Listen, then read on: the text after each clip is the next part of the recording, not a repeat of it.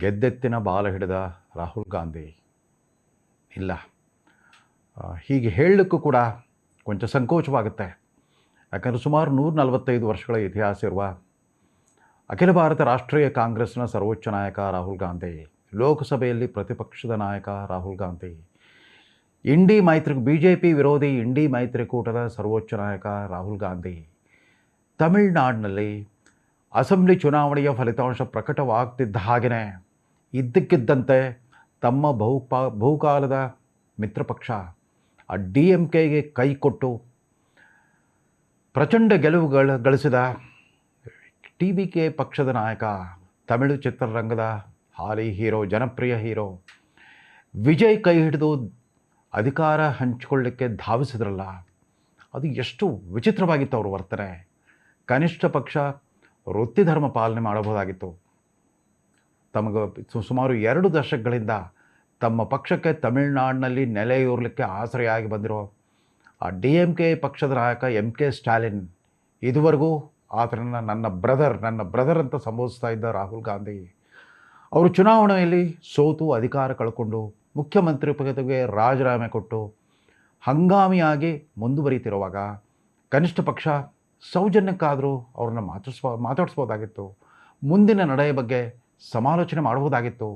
ನೋಡಿ, ಯಾವುದೇ ಪಕ್ಷಕ್ಕೂ ನಿಚ್ಚಳ ಬಹುಮತ ಬರದೆ ಒಂದು ಡೋಲಾಯಮಾನ ಅಸೆಂಬ್ಲಿ ಸೃಷ್ಟಿಯಾಗಿದೆ, ಒಂದು ಹಂಗ ಅಸೆಂಬ್ಲಿ ಸೃಷ್ಟಿಯಾಗಿದೆ. ಆದರೆ ವಿಜಯ್ ತಮ್ಮ TVK ಪಕ್ಷಕ್ಕೆ ದೊಡ್ಡ ಗೆಲುವನ್ನು ತಂದುಕೊಟ್ಟಿದ್ದಾರೆ.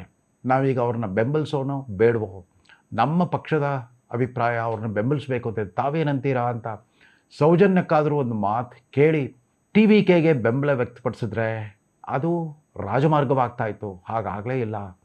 ಒಂದು ಕಡೆ ಪಶ್ಚಿಮ ಬಂಗಾಳದಲ್ಲಿ ಅವರ ಮತ್ತೊಂದು ಮಿತ್ರ ಪಕ್ಷ ಮಮತಾ ಬ್ಯಾನರ್ಜಿಯವರ ತೃಣಮೂಲ ಕಾಂಗ್ರೆಸ್ ಪಕ್ಷ ಹೀರಾಯವಾದ ಸೋಲು ಅನುಭವಿಸಿತ್ತು. ಮತ್ತೊಂದು ಕಡೆ ತಮಿಳುನಾಡಿನಲ್ಲಿ ತಮ್ಮ ಬಹುಕಾಲದ ರಾಜಕೀಯ ಆಶ್ರಯದಾತನಾಗಿದ್ದ ದ್ರಾವಿಡ ಮುನ್ನೇತ್ರ ಕಳಗಂ ಪಕ್ಷ, ಅದರ ಸರ್ಕಾರ ಮತ್ತು ಮುಖ್ಯಮಂತ್ರಿ ಎಲ್ಲರೂ ಕೂಡ ಈ ಮುಜುಗರಮಯವಾದ ಸೋಲನ್ನು ಅನುಭವಿಸಿದರು. ಅಲ್ಲಿ ತಮಿಳುನಾಡಿನ ಜನ ತಿರಸ್ಕರಿಸಿದ್ದು ಕೇವಲ DMK ಸರ್ಕಾರ ಮಾತ್ರವನ್ನಲ್ಲ, ಇಂಡಿ ಮೈತ್ರಿಕೂಟದ ಸರ್ಕಾರವನ್ನೇ ತಿರಸ್ಕರಿಸಿದ್ರು. ಆ ಇಂಡಿ ಮೈತ್ರಿಕೂಟದ ಮುಂಚೂಣಿ ನಾಯಕನಾದ ರಾಹುಲ್ ಗಾಂಧಿ ಆ ಜನಾದೇಶವನ್ನು ವಿನಮ್ರತೆಯಿಂದ ಸ್ವೀಕರಿಸಬೇಕಾಗಿತ್ತು. ಜನರಿಗೆ, ತಮಿಳುನಾಡಿನ ಮತದಾರರಿಗೆ ಕ್ಷಮೆ ಕೇಳ್ಬೋದಾಗಿತ್ತು. ಹೌದು, ನಮ್ಮ ಪಾಲುದಾರಿಕೆ ಇದ್ದ ರಾಜ್ಯ ಸರ್ಕಾರ ಕೆಲವು ಪ್ರಮಾದಗಳನ್ನು ಮಾಡಿತ್ತು, ಅದಕ್ಕಾಗಿ ವಿಷಾದಿಸ್ತೇವೆ ಅಂತ ಹೇಳಾದರೂ ಮುಂದುವರಿಬಹುದಾಗಿತ್ತು. ಇಲ್ಲ, ಚುನಾವಣಾ ಫಲಿತಾಂಶ ಪ್ರಕಟವಾಗ್ತಿದ್ದ ಹಾಗೆಯೇ ಸುಮ್ಮನೆ ತಮ್ಮ ಟ್ವಿಟರ್ ಖಾತೆಯಲ್ಲಿ ಹೇಳಿದರು, ಇಲ್ಲ ನಾನು ಮಮತಾ ಬ್ಯಾನರ್ಜಿಯವ್ರ ಜೊತೆಗೂ ಮಾತಾಡಿದೆ, ಅವ್ರಿಗೂ ಸಮಾಧಾನ ಹೇಳಿದೆ, ಸ್ಟಾಲಿನ್ ಜೊತೆಗೂ ಮಾತಾಡಿಬಿಟ್ಟು ಅವ್ರಿಗೂ ಸಾಂತ್ವನ ಹೇಳಿದೆ ಅಂತ ಹೇಳಿದವರೇ ಮರುಕ್ಷಣವೇ ತಮ್ಮ ಪಕ್ಷದ ತಮಿಳುನಾಡು ಘಟಕದ ಉಸ್ತುವಾರಿಗೆ ಹೇಳಿಬಿಟ್ರು, ನೀವು TVK ಪಕ್ಷಕ್ಕೆ ಬೆಂಬಲ ಘೋಷಣೆ ಮಾಡಿಬಿಡಿ ಅಂತ. ತಮ್ಮ DMK ನೇತೃತ್ವದಲ್ಲೇ ಗೆದ್ದು ಬಂದ ತಮ್ಮ 5 MLAಗಳ ಬೆಂಬಲವನ್ನು ಲಿಖಿತ ರೂಪದಲ್ಲಿ ಕೊಟ್ಬಿಟ್ರು. ಎಷ್ಟು ಆತುರದಲ್ಲಿದ್ದರು ನೋಡಿ ರಾಹುಲ್ ಗಾಂಧಿ. ಕೇರಳದಲ್ಲೇನೋ ಚುನಾವಣಾ ಪೂರ್ವ ಮೈತ್ರಿಕೂಟ, ತಮ್ಮ ನೇತೃತ್ವದ UDF ಮೈತ್ರಿಕೂಟ ಸಹಜ ಗೆಲುವನ್ನು ಸಾಧಿಸಿದೆ, ಪ್ರಚಂಡ ಗೆಲುವನ್ನು ಸಾಧಿಸಿದೆ, ಸುಭದ್ರ ಬಹುಮತವನ್ನು ಪಡ್ಕೊಂಡಿದೆ, 3/2 ಬಹುಮತ ಬಂದಿದೆ. ಅಲ್ಲಿ ಯಾವುದೇ ತಂಟೆ ತಕರಾರುಗಳಿಲ್ಲ. ಅಲ್ಲಿ ಯಾರೂ ರಾಹುಲ್ ಗಾಂಧಿ ಅವರಿಂದ ಯಾವುದೇ ಪ್ರತಿಕ್ರಿಯೆಯನ್ನು ನಿರೀಕ್ಷೆ ಮಾಡೋ ಅಗತ್ಯವೂ ಇಲ್ಲ. ಮುಖ್ಯಮಂತ್ರಿ ಯಾರಾಗಬೇಕು ಅನ್ನೋದನ್ನು ಮಾತ್ರ ತೀರ್ಮಾನಿಸಬೇಕಾಗಿತ್ತು. ಆದರೆ ಇಲ್ಲಿ ತಮಿಳುನಾಡಿನಲ್ಲಿ ಇಷ್ಟು ತರಾತುರಿಯಲ್ಲಿ ತಮ್ಮ ಇದುವರೆಗೆ 2 ದಶಕಗಳ ಮೈತ್ರಿಯನ್ನು ಬಿಟ್ಟುಕೊಟ್ಬಿಟ್ಟು 5 MLAಗಳು ಕಟ್ಕೊಂಡ್ಬಿಟ್ಟು ಧಾವಿಸಿದ್ರಲ್ಲ, ಯಾಕೆ ಇಷ್ಟೊಂದು ಅಧಿಕಾರದಾಹ? ಅವ್ರಿಗೆ ಈ 108 ಸೀಟ್ ಬಂದಿದೆ, ಅದರಲ್ಲಿ ಒಂದನ್ನು ಅವರು ತೆರವು ಮಾಡಬೇಕಾಗತ್ತೆ. ತಮ್ಮ 5 ಜನ MLAಗಳ ಬೆಂಬಲ ಕೊಟ್ಬಿಟ್ಟು ಅಲ್ಲೊಬ್ಬ ಉಪಮುಖ್ಯಮಂತ್ರಿಯನ್ನೋ ಮಂತ್ರಿಯನ್ನೋ ಕೂಡಿಸ್ಬಿಟ್ಟು ತಮಿಳುನಾಡನ್ನು ತಮ್ಮ ವಶಕ್ಕೆ ತೆಗೆದುಕೊಳ್ಬೇಕನ್ನೋ ಒಂದು ತರಾತುರಿ ರಾಹುಲ್ ಗಾಂಧಿ ಅವ್ರದ್ದು ಒಂದು ಕಾಣುತ್ತೆ. ಹೇಗಿದ್ರು ಈಗಾಗಲೇ ಕರ್ನಾಟಕ, ತೆಲಂಗಾಣ ಮತ್ತು ಕೇರಳ ತಮ್ಮ ತೆಕ್ಕೆಗೆ ಸೇರಿವೆ. ತಮಿಳುನಾಡನ್ನು ಒಂದು ಕೈವಶ ಮಾಡ್ಕೊಂಡ್ಬಿಟ್ರೆ ಇಡೀ ದಕ್ಷಿಣ ಭಾರತ ತಮ್ಮ ಕೈಯಲ್ಲಿರುತ್ತೆ. ಆಂಧ್ರ ಪ್ರದೇಶವನ್ನು ನೋಡ್ಕೊಳ್ಳೋಣ, ಮುಂದಿನ ಸಾರಿ ಚಂದ್ರಬಾಬು ನಾಯ್ಡು ಯುಗ ಮುಗಿದ ಮೇಲೆ ನೋಡ್ಕೊಳ್ಳೋಣ ಅನ್ನೋ ಲೆಕ್ಕಾಚಾರ ಇರ್ಬೋದು. ಆದರೆ ಇಲ್ಲಿ ಮತ್ತೆ ಯಥಾ ಪ್ರಕಾರ ಅದು ಕೊಟ್ಟಿರೋ ಕಾರಣ ಏನು ಅಂತಂದರೆ, ನಾವೊಂದು ಷರತ್ತುಬದ್ಧ ಬೆಂಬಲ ಕೊಡ್ತಾ ಇದ್ದೇವೆ ವಿಜಯ್ಗೆ. ಷರತ್ತೇನು ಅಂತಂದರೆ, ಯಾವುದೇ ಕಾರಣಕ್ಕೂ ನೀವು BJP ಅಥವಾ ಅದರ ಪ್ರಾಕ್ಸಿಗಳ ಬೆಂಬಲ ಪಡ್ಕೊಳ್ಬಾರ್ದು ಅಂತ ಅಂದ್ಬಿಟ್ಟು. ಅಲ್ಲಿ BJP ಮೈತ್ರಿ ಮಾಡಿಕೊಂಡಿದ್ದು AIADMK ವಿರೋಧ ಪಕ್ಷದಲ್ಲಿ ಕೂತಿದ್ದ AIADMK ಪಕ್ಷದ ಜೊತೆಗೆ, ಪಳನಿಸ್ವಾಮಿ ನೇತೃತ್ವದ AIADMK ಪಕ್ಷದ ಜೊತೆಗೆ. ಅಂದರೆ ನೀವು ಬಿ ಜೆ ಪಿಯನ್ನಾಗಲಿ ಅಥವಾ AIADMK ಸಹವಾಸವನ್ನಾಗಲಿ ಬಳಸ್ಕೂಡ್ದು ಅನ್ನೋ ಷರತ್ತು ಹಾಕಿದ್ರಂತೆ. ಯಾಕೆ ಅಂತಂದರೆ ಕೋಮುವಾದಿ ಶಕ್ತಿಗಳು ಅಧಿಕಾರಕ್ಕೆ ಬರದಂತೆ ತಡಿಬೇಕು ಅಂತ. ಕೋಮುವಾದಿ ಶಕ್ತಿಗಳನ್ನು ಹೊರಗಿಡೋದಕ್ಕೋಸ್ಕರ ನಾವು ನಿಮಗೆ ಬೆಂಬಲ ಕೊಡ್ತಿದ್ದೇವೆ ಅಂತ. ಮತ್ತು ಅದೇ ಥರದ ಒಂದು ನೆಗೆಟಿವ್ ಅಜೆಂಡಾ ಇವ್ರಿಗೆ ಕಾಂಗ್ರೆಸ್ಗೆ ಅದೊಂದು ಅಭ್ಯಾಸ ಆಗೋಗ್ಬಿಟ್ಟಿದೆ.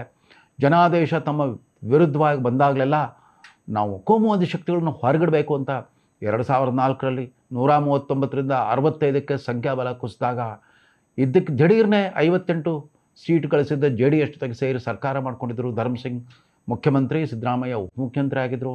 ಮುಂದೆ ಆ ಸರ್ಕಾರ ಉರುಳು ಬಿತ್ತು. 2018ರಲ್ಲಿ 130ರಿಂದ ಒಮ್ಮೆಲೆ 78ಕ್ಕೆ ಕುಸಿದಾಗ ಗುಲಾಂ ನಬಿ ಆಜಾದ್ ಅವ್ರನ್ನ ಉಸ್ತುವಾರಿಯಾಗಿ ಕಳಿಸ್ಬಿಟ್ಟು ಪದ್ಮನಾಭಕ್ಕೆ ಕಳಿಸಿ ದೇವೇಗೌಡರ ಪುತ್ರ ಕುಮಾರಸ್ವಾಮಿ ಅವ್ರಿಗೆ ಬರೀ 38 ಜನ ಶಾಸಕರಿದ್ದರೂ ಕೂಡ ನೀವೇ ಮುಖ್ಯಮಂತ್ರಿ ಆಗ್ರಿ ಅಂತ. ಆಗಲೂ ಅದೇ ಕಾರಣ, ನಾವು ಕೋಮುವಾದಿ ಶಕ್ತಿಗಳನ್ನು ಹೊರಗಿಡಬೇಕು ಅಂತ ಕುಮಾರಸ್ವಾಮಿ ಅವ್ರನ್ನ ಆ ಸ್ಥಾನದಲ್ಲಿ ಕೂಡಿಸ್ಬಿಟ್ಟು ಅವ್ರಿಗೆ ಒಂದು ದಿನವೂ ನೆಮ್ಮದಿಯಿಂದ ಇರಲಿಕ್ಕೆ ಬಿಡದೆ ಕೇವಲ 14 ತಿಂಗಳಲ್ಲಿ ಆ ಸರ್ಕಾರ ಉರುಳಿ ಹೋಗೋ ತಂತ್ರಗಾರಿಕೆ ರೂಪಿಸಿದ್ದು ಕೂಡ ಇದೇ ಕಾಂಗ್ರೆಸ್ಸೇ. ಇದು ಇವತ್ತಿನದಲ್ಲ, ಸುಮಾರು 50 ವರ್ಷಗಳಿಂದ ಇದೇ ಕತೆ ಪುನರಾವರ್ತನೆ ಆಗ್ತಾ ಇದೆ. ಕಾಂಗ್ರೆಸ್ನ ಬಾಹ್ಯ ಬೆಂಬಲವನ್ನು ನೆಚ್ಚಿಕೊಂಡು ದಿಢೀರ್ನೆ ಆವತ್ತಿನ 1977ರಲ್ಲಿ ಸೃಷ್ಟಿಯಾಗಿದ್ದ ತುರ್ತು ಪರಿಸ್ಥಿತಿ ನಂತರದ ಪ್ರಪ್ರಥಮ ಕಾಂಗ್ರೆಸ್ಸೇತರ ಸರ್ಕಾರ, ಮೊರಾರ್ಜಿ ದೇಸಾಯಿ ಪ್ರಧಾನಮಂತ್ರಿ ಆಗಿದ್ದರು, ಬಾಬು ಜಗಜೀವನ್ ರಾಮ್ ಮತ್ತು ಚೌಧರಿ ಚರಣ್ ಸಿಂಗ್ ಉಪಪ್ರಧಾನಮಂತ್ರಿಗಳಾಗಿದ್ದರು.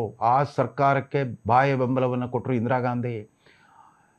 ಪಕ್ಷ ಒಡೆದುಬಿಟ್ಟು ಚೌಧರಿ ಚರಣ್ ಸಿಂಗ್ ಪ್ರಧಾನಮಂತ್ರಿ ಆದರು. ಅವರಿನ್ನೂ ಲೋಕಸಭೆಯನ್ನು ಎದುರಿಸಲಿಲ್ಲ. ನಾಳೆ ಬೆಳಗ್ಗೆ ಲೋಕಸಭೆ ಅಧಿವೇಶನ ಶುರುವಾಗುತ್ತೆ ಅನ್ನೋಷ್ಟೊತ್ತಿಗೆ ಹಿಂದಿನ ದಿನವೇ ಬೆಂಬಲ ವಾಪಸ್ ಪಡ್ಕೊಂಡು ಆ ಸರ್ಕಾರವನ್ನು ಕೆಡವಿದ್ರು.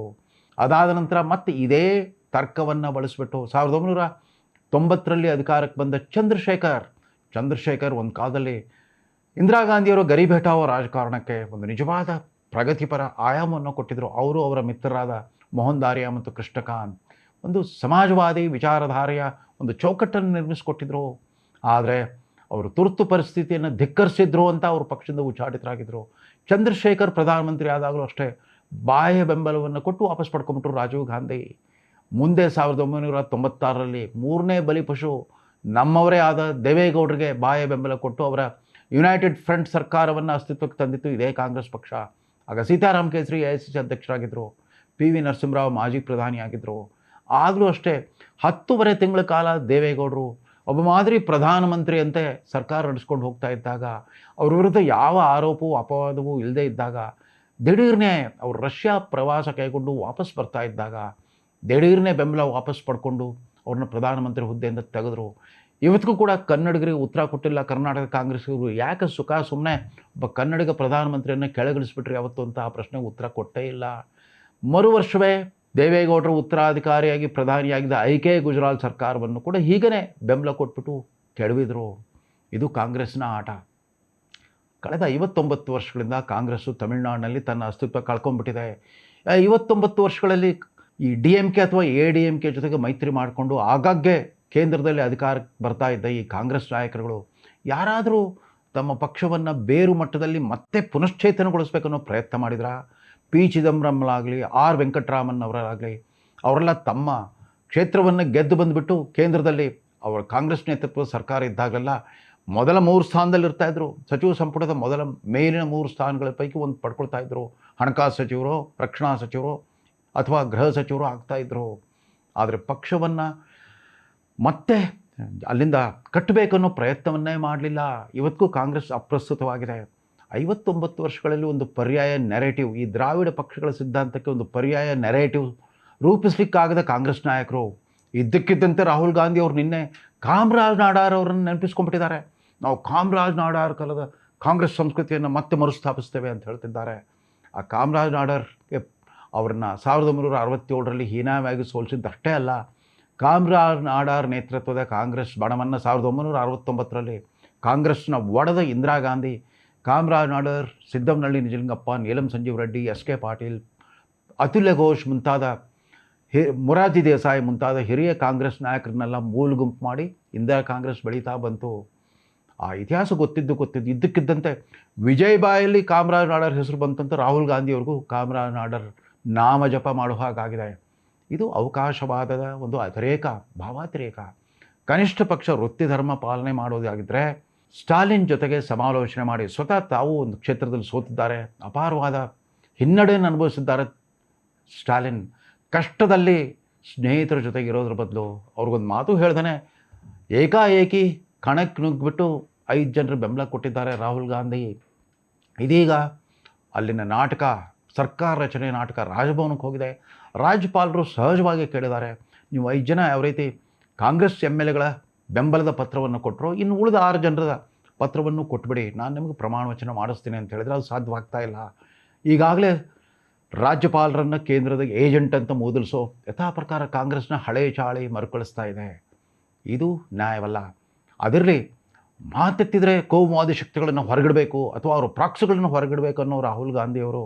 ಅಂದರೆ ಇವತ್ತು ದೇಶದ 31 ರಾಜ್ಯಗಳ ಪೈಕಿ 21 ರಾಜ್ಯಗಳಲ್ಲಿ BJP ಅಧಿಕಾರ ಪಡ್ಕೊಂಡಿದೆ. ಆ 21 ರಾಜ್ಯಗಳು ಅಂತಂದರೆ ದೇಶದ ಜನಸಂಖ್ಯೆ 72% ಜನ ಅವರೆಲ್ಲ ಕೋಮುವಾದಿಗಳ, ನೀವು ಮಾತ್ರ ಸೆಕ್ಯುಲರ್ವಾದಿಗಳ.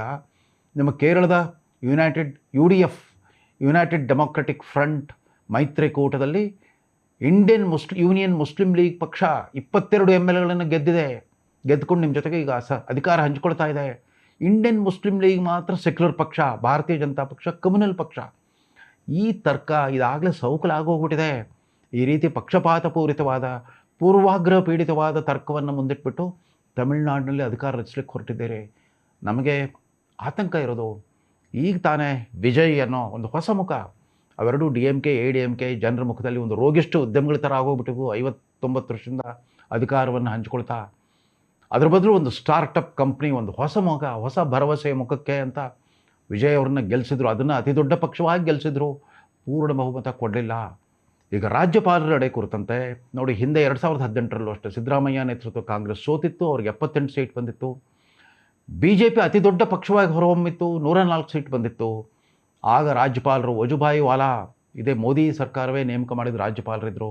ಅವರು ತರಾತುರಿಯಲ್ಲಿ ಯಡಿಯೂರಪ್ಪನವ್ರಿಗೆ ಸರ್ಕಾರ ರಚಿಸಲಿಕ್ಕೆ ಆಹ್ವಾನ ಮಾಡಿಬಿಟ್ಟು ಪ್ರಮಾಣ ವಚನವನ್ನು ಕೊಟ್ಟು 15 ದಿನಗಳ ಕಾವಲಾವಕಾಶ ಕೊಟ್ಟಿದ್ದರು ತಮ್ಮ ಬಹುಮತವನ್ನು ಸಾಬೀತುಪಡಿಸಲಿಕ್ಕೆ. ಆಗ ಕಾಂಗ್ರೆಸ್ಸಿಗರು ರಾತ್ರಿ 12 ಗಂಟೆಗೆ ಹೋಗಿ ಸುಪ್ರೀಂ ಕೋರ್ಟ್ನ ಬಾಗಿಲು ಬಡಿದ್ಬಿಟ್ಟು ರಾತ್ರಿ 2 ಗಂಟೆವರೆಗೂ ವಿಚಾರ ನಡೆಸಿ ಸುಪ್ರೀಂ ಕೋರ್ಟು ತಕ್ಷಣವೇ ರಾಜ್ಯಪಾಲರ ಕ್ರಮವನ್ನು ತಿರಸ್ಕರಿಸಿಬಿಟ್ಟು 48 ಗಂಟೆಗಳಲ್ಲಿ ನಿಮ್ಮ ಬೆಂಬಲವನ್ನು ಸಾಬೀತು ಮಾಡಿ ಅಂತ ಅವರು ಆದೇಶ ಕೊಟ್ಟು ದೊಡ್ಡ ಮುಜುಗರ ಉಂಟಾಗಿತ್ತು ಯಡಿಯೂರಪ್ಪನವ್ರಿಗೂ, ರಾಜ್ಯಪಾಲರಿಗೂ ಮತ್ತು ರಾಜ್ಯಪಾಲರನ್ನು ನೇಮಿಸಿದ ಮೋದಿ ಸರ್ಕಾರಕ್ಕೂ. ಹಾಗಾಗದಿರಲಿ ಅಂದ್ಬಿಟ್ಟು ಅಲ್ಲಿ ರಾಜೇಂದ್ರ ವಿಶ್ವನಾಥ್ ಅರ್ಲೇಕರ್ ಅವರು ಕೇರಳದ ರಾಜ್ಯಪಾಲರು, ತಮಿಳುನಾಡಿನ ಪ್ರಭಾರ ರಾಜ್ಯಪಾಲರು, ಅವರು ಅದನ್ನೇ ಕೇಳಿರೋದು, ಇನ್ನು ಉಳಿದ 6 ಅಥವಾ 7 ಜನ MLAಗಳ ಬೆಂಬಲ ನೀಡಿರುವ ಪತ್ರಗಳನ್ನು ಕೊಡಿ, ನಾನು ನಿಮ್ಗೆ ಪ್ರಮಾಣ ವಚನ ಮಾಡ್ತೇನೆ ಅಂತ ಅಷ್ಟೇ ಹೇಳಿರೋದೇ ಹೊರತು ಇನ್ಯಾವುದೇ ಕುತಂತ್ರ ಮಾಡಿಲ್ಲ. ಆದರೂ ಕೂಡ ರಾಹುಲ್ ಗಾಂಧಿ ಅವ್ರಿಗೆ ವಿವಾದ ಬೇಕು. ಅಲ್ಲಿ ನೋಡಿದರೆ ಮಮತಾ ಬ್ಯಾನರ್ಜಿ ಇಷ್ಟು ಹೀನಾಯವಾಗಿ ಸೋತರೂ ಕೂಡ ನಾನು ಸೋತಿಲ್ಲ, ನಂದು ಮಾರಲ್ ವಿಕ್ಟ್ರಿ, ಮತ್ತು ಡೊನಾಲ್ಡ್ ಟ್ರಂಪ್ ಥರ ವೋಟ್ ಚೋರಿ ಅಂತ ಹೇಳ್ತಾ ಇದ್ದಾರೆ. 100 ಸೀಟುಗಳನ್ನು ಕದ್ದುಬಿಟ್ಟು BJP ಅಧಿಕಾರಕ್ಕೆ ಬರ್ತಾ ಇದೆ, ನಾನು ರಾಜೀನಾಮೆ ಕೊಡಲ್ಲ ಅಂತಿದ್ದಾರೆ. ಇದೇ ಮೈತ್ರಿಕೂಟದ ಮತ್ತೊಬ್ಬ ಮಹಾಶಯ ಅರವಿಂದ್ ಕೇಜ್ರಿವಾಲ್ ಭ್ರಷ್ಟಾಚಾರ ಆರೋಪ ಹೊತ್ತು ಜೈಲಲ್ಲಿ ಇದ್ಕೊಂಬಿಟ್ಟೆ ಸರ್ಕಾರ ನಡೆಸ್ತಾ ಇದ್ರು. ಅದನ್ನು ಕೂಡ ರಾಹುಲ್ ಗಾಂಧಿ ಅವರು ಸಮರ್ಸ್ಕೊಂಡಿದ್ರು. ಈಗ ಮಮತಾ ಬ್ಯಾನರ್ಜಿ ಅವ್ರಿಗೆ ನೈತಿಕ ಬೆಂಬಲ ಕೊಡ್ತಾ ಇದ್ದಾರಂತೆ ಅವರ ಈ ಉದ್ದಟತನದ ಧೋರಣೆಗೆ. ಇಲ್ಲಿ ವಿಜಯ್ಗೆ ಬೆಂಬಲ ಕೊಡೋ ಒಂದು ತಂತ್ರಗಾರಿಕೆಯನ್ನು ಅನುಸರಿಸ್ತಾ ಇದ್ದಾರೆ. ವಿಜಯ್ ಈಗ ತಾನೇ ನೀರುಗಿಳಿದಿರೋ ಒಂದು ಮೀನಿನ ಮರಿ, ಅದನ್ನು ಈ ತೆಮಿಂಗಲಗಳು ಎಲ್ಲಿ ನುಂಗು ಹಾಕಿಬಿಡ್ತಾವೋ ಅನ್ನೋ ಆತಂಕ ಹಾಗಾಗದೇ ಇರಲಿ. ತಮಿಳುನಾಡಿನ ಜನತೆಯ ಆ ಆಶೋತ್ತರಗಳು ಈಡೇರಲಿ. ವಿಜಯಲ್ಲಿ ಒಂದು ಹೊಸ ಭರವಸೆಯ ಹೊಂಗಿರಣವನ್ನು ಅಲ್ಲಿನ ಜನ ಕಾಣಲಿ ಅಂತ ಹಾರೈಸ್ತಾ ಈ ಸಂಚಿಕೆಯನ್ನು ಮುಗಿಸ್ತಾ ಇದ್ದೇನೆ. ನಮಸ್ಕಾರ.